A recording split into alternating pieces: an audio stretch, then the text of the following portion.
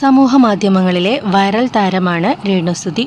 Television mimicry കലാകാരനായ കൊല്ലം സുധിയുടെ മരണത്തോടെയാണ് രേണുസുധി സമൂഹമാധ്യമങ്ങളിൽ സജീവമായി തുടങ്ങിയത്. ഫോട്ടോഷൂട്ടും ഷോർട്ട് ഫിലിമും റീൽസുകളും ഒക്കെയായി എല്ലാ ദിവസവും രേണു പ്രേക്ഷകർക്ക് മുന്നിൽ എത്താറുണ്ട്.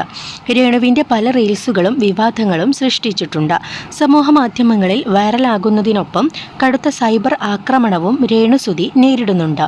രേണുവിൻ്റെ വീഡിയോകൾക്ക് താഴെ കടുത്ത ഭാഷയിലാണ് അവരെ ബോഡി ഷെയിം ചെയ്തുകൊണ്ട് പലരും കമൻറ്റുകൾ ഇടുന്നത്. ഇതുകൂടാതെ ഭർത്താവ് മരിച്ച ശേഷം പല മാർഗങ്ങളിലൂടെ റീച്ച് ഉണ്ടാക്കാനുള്ള രേണുവിൻ്റെ ശ്രമങ്ങളെ നിരവധി പേർ വിമർശിച്ചിരുന്നു.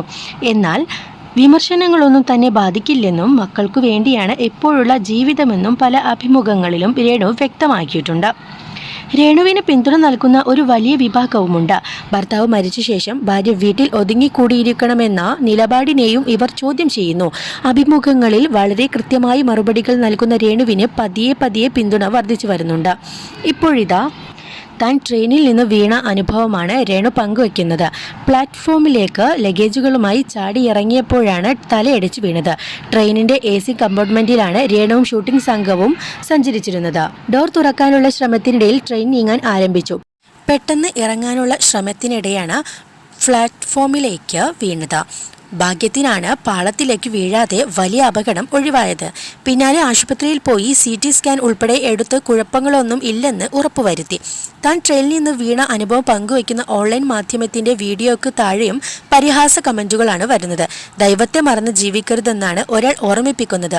എന്നാൽ ഒരാൾക്ക് അപകടം പറ്റുമ്പോഴും അയാളെ പരിഹസിക്കാനുള്ള മനോനിലയെ വിമർശിക്കുന്നവരുമുണ്ട്.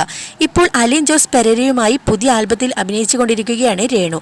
ഇടപ്പള്ളി വനിതാ തിയേറ്ററിൽ സിനിമാ നിരൂപണം പറഞ്ഞാണ് അലിൻ ജോസ് പെരേര സമൂഹമാധ്യമങ്ങളിൽ വൈറലായത്. അലിൻ ജോസുമായുള്ള റീൽസുകൾ സമൂഹമാധ്യമങ്ങളിൽ വ്യാപകമായി പ്രചരിക്കുന്നുണ്ട്. ഷോർട്ട് ഫിലിമിൽ അഭിനയിക്കുന്നതിൻ്റെ വിവിധ ഭാഗങ്ങളും ഓൺലൈൻ മാധ്യമങ്ങളിലൂടെ പുറത്തു വരുന്നുണ്ട്. തൻസീർ കുത്തുപറമ്പാണ് ആൽബത്തിൻ്റെ സംവിധായകൻ. രേണുവിൻ്റെ അഭിനയത്തെ വിമർശിച്ചും നിരവധി പേർ കമൻറ്റുകൾ ഇടുന്നുണ്ട്. നിരവധി പേരാണ് ഷൂട്ടിംഗ് ലൊക്കേഷനിൽ ഫോട്ടോ എടുക്കാനും മറ്റുമായി രേണുവിൻ്റെ അടുക്കൽ എത്തുന്നത്. സിനിമകളിലും വൈകാതെ താൻ അഭിനയിക്കുമെന്നുള്ള പ്രതീക്ഷയും രേണു പങ്കുവയ്ക്കുന്നുണ്ട്.